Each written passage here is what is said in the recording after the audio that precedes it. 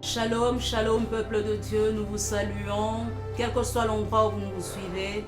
Nous vous convions à adorer le Seigneur avec nous. Pendant ces quelques minutes, nous allons lui dire, prends tout Seigneur, prends toutes choses, prends ce que nous avons de plus précieux.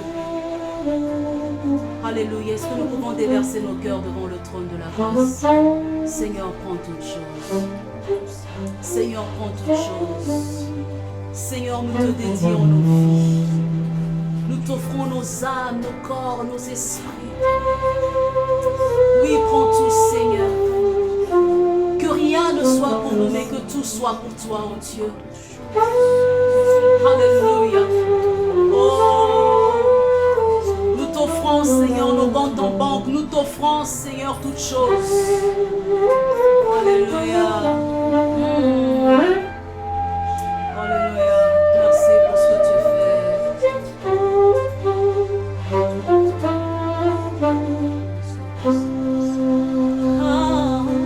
yeah. Entre tes mains, j'abandonne tout ce que j'appelle le mien. Oh, ne permets à personne, Seigneur, d'en reprendre rien. Oui, prends tout. Oui, prends tout, Seigneur. Oui, prends tout, Alléluia, Seigneur. Oh, entre tes mains, entre tes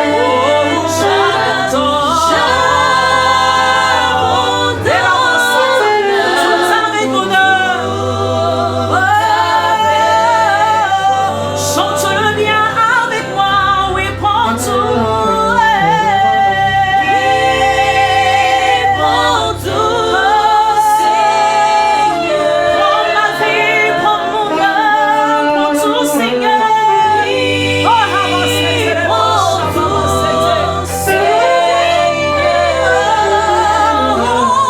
Seigneur. Entre tes mains, entre tes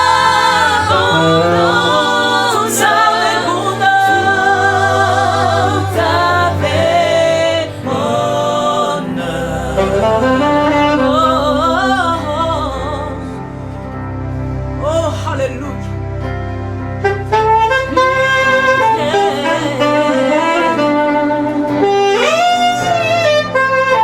Oh, hallelujah.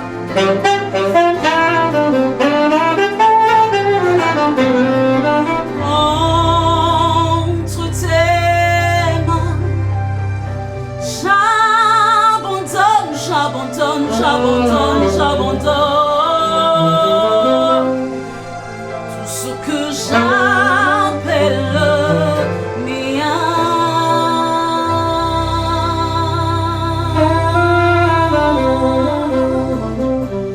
Oh, nous te rendons gloire. Merci Jésus. Est-ce que tu peux acclamer le Seigneur là où tu es pour ces quelques minutes dans sa présence? Alléluia, alléluia. Oh, yeah.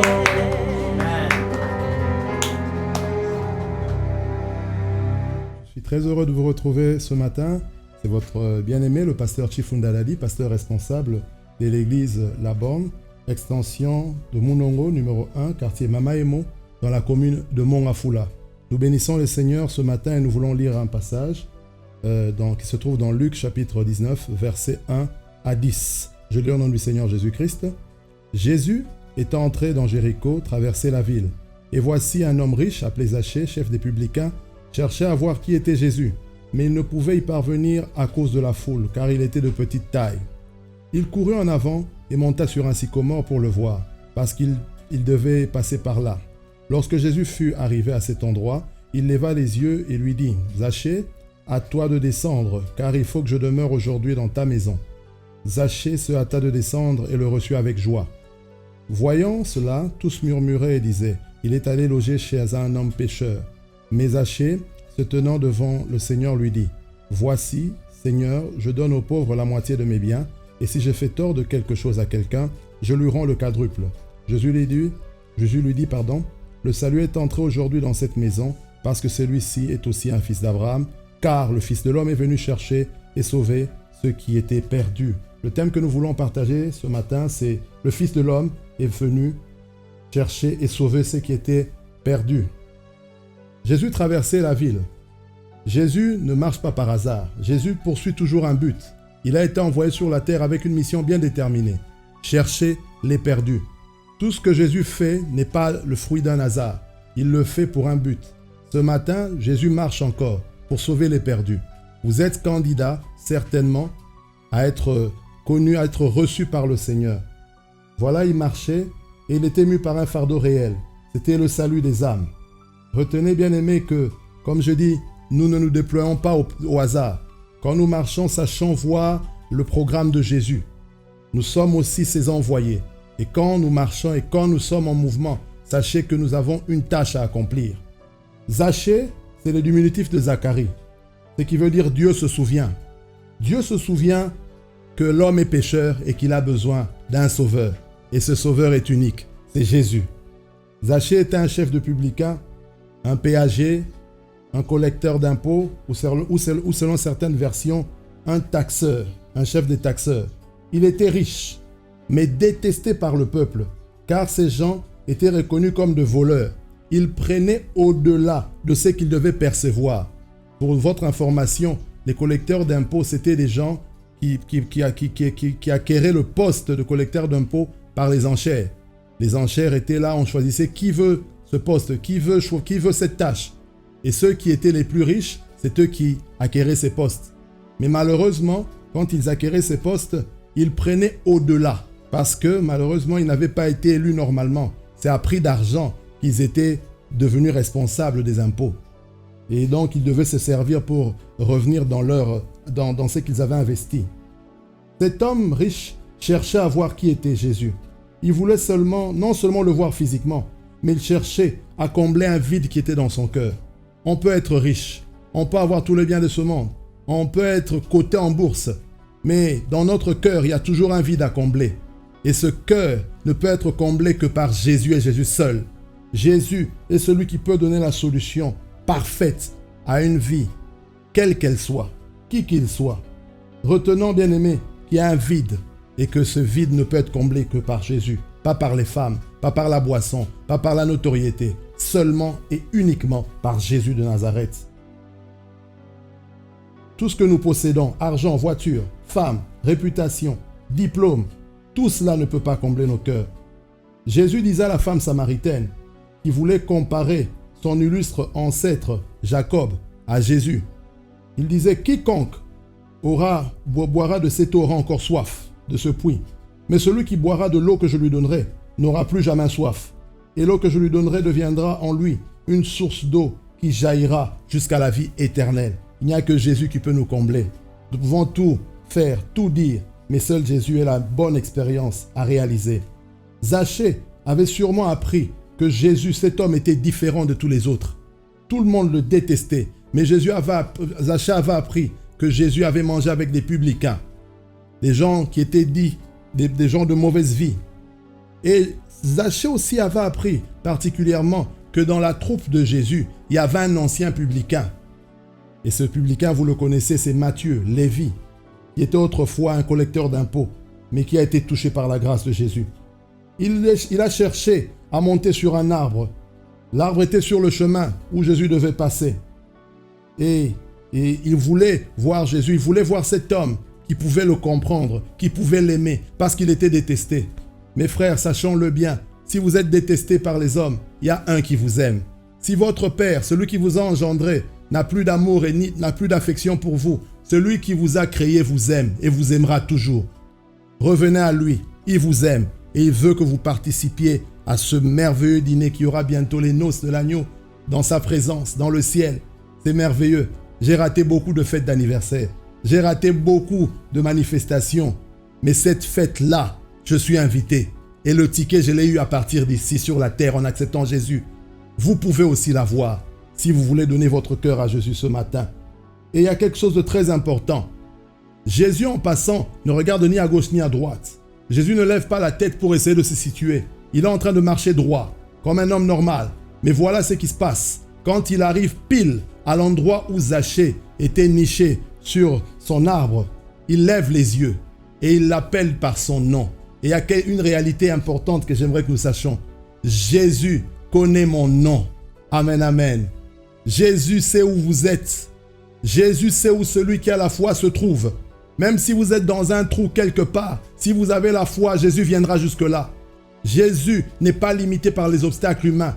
Il viendra vous chercher et il connaît votre nom. Alléluia. Mon nom n'est pas très connu. Mon nom n'est pas très élevé. Mais il y a un qui connaît mon nom. Et c'est ça ma fierté.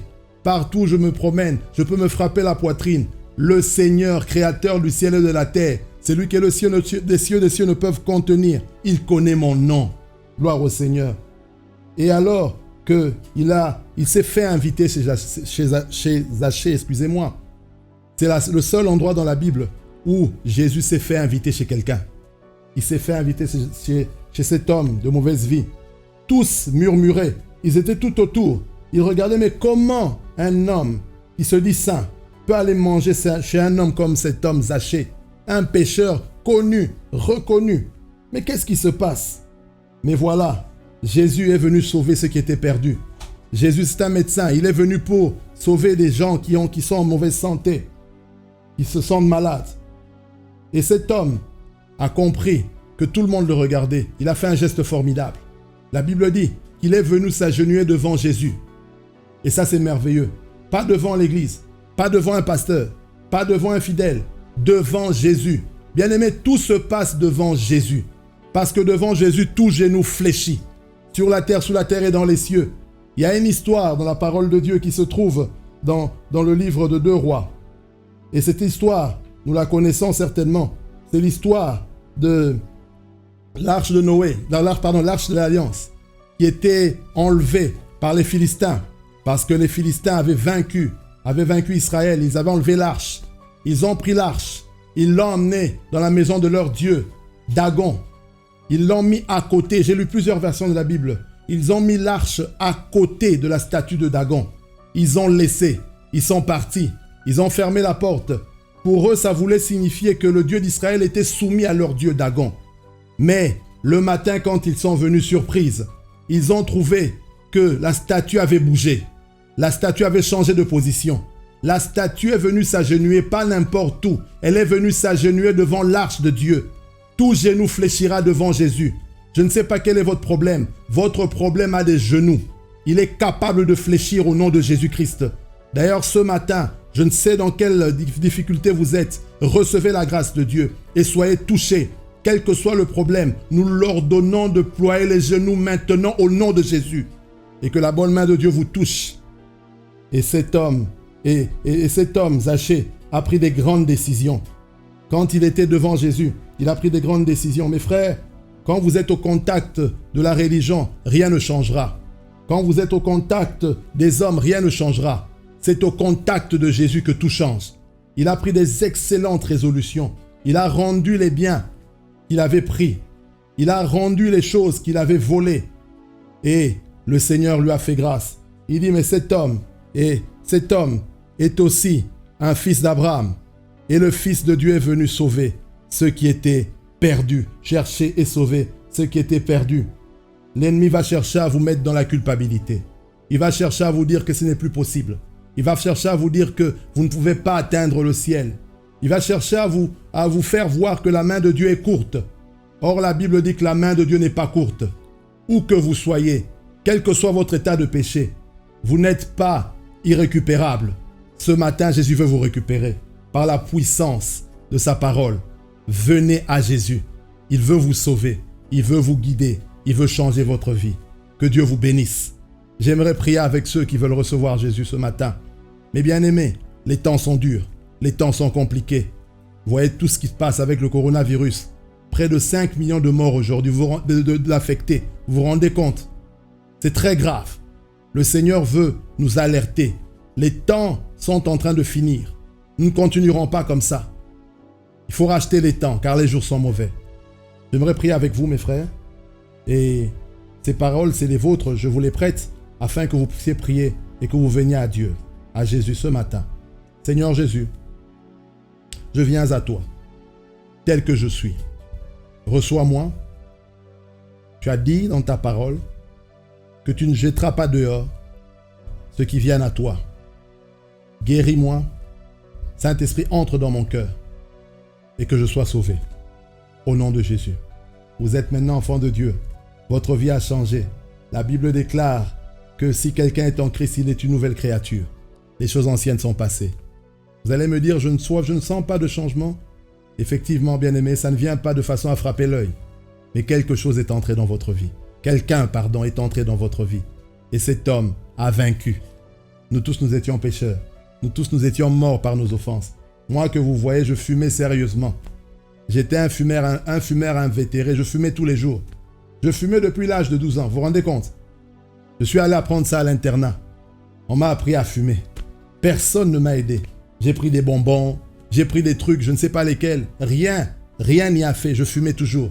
Mais le jour où le Fils de Dieu est venu, il m'a donné la vie. Le Fils de Dieu a apparu pour détruire les œuvres des ténèbres. Là où vous êtes, si vous êtes dans le péché, vous êtes rétrograde, le Seigneur veut vous toucher aussi. Soyez guéris là où vous êtes. Si vous vivez dans une vie de problème, une vie de compromis, le Seigneur veut toucher votre vie. Donnez votre vie ce matin à Jésus, afin qu'il vous touche. Je prie aussi pour vous qui êtes malades. Vous êtes atteint du Covid-19. Le Seigneur veut vous toucher ce matin. Recevez la guérison au nom de Jésus-Christ. Bien-aimés, la grâce de Dieu est sur vous. Ne pensez pas que ça va venir autrement. Ça vient maintenant, par la foi. Acceptez cette guérison. Acceptez la main de Dieu qui vous touche, parce que c'est par ces meurtres sûrs que nous sommes guéris. Merci Jésus parce que tu as porté nos maladies à la croix. Merci parce que celui qui a atteint du cancer. Merci parce que cette femme qui n'arrivait pas à avoir d'enfant. Merci parce que cette personne qui était atteinte du diabète. Merci parce que cette personne qui est atteinte de l'hypertension trouve guérison maintenant par la prière au nom de Jésus-Christ. Soyez guéris. Que le Seigneur vous bénisse. Que le Seigneur vous touche. C'était votre serviteur, le pasteur Dadi Chifunda, pasteur responsable de l'église La Borne, extension La Borne, sur l'avenue Mounongo numéro 1, quartier Mamaïmo, dans la commune de Mongafula. Que Dieu vous bénisse. Restez dans la paix. Nous nous retrouvons bientôt. Merci.